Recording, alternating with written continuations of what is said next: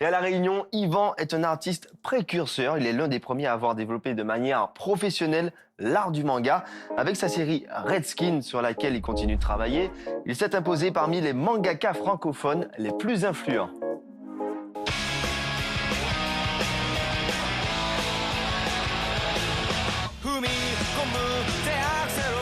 Je m'appelle Ivan Suzy, j'ai 35 ans et j'habite à Bretanon et je suis mangaka.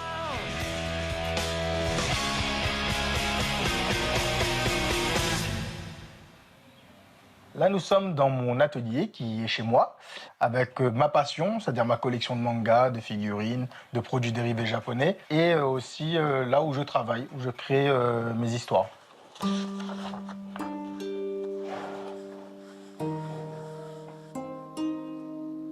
Cette découverte de l'art du manga, je l'ai eue par le Club Dorothée, dans un premier temps. J'ai découvert Dragon Ball, Saint Seiya, Nicky Larson. Ce qui m'a marqué, c'était vraiment le dynamisme, les thématiques et la culture japonaise qui étaient totalement exotiques pour moi à cette époque-là. Je voulais faire du dessin animé, sauf qu'à l'île de La Réunion, il n'y a pas d'école formant au dessin animé. Je suis autodidacte. J'ai pas fait d'école de manga, j'ai tout appris en analysant les œuvres des autres. Mes premiers coups de crayon, c'était copier.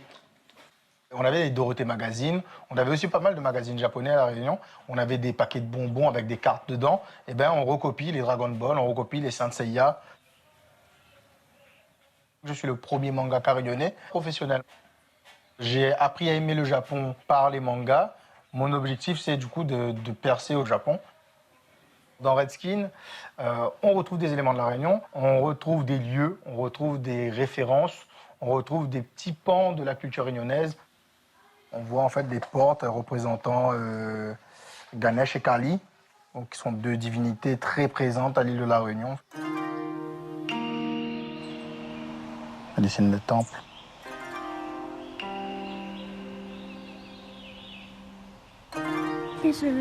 Après, c'est que le début. Là, on est à Saint-André et on est devant le temple de Chambord, donc le temple du Colosse.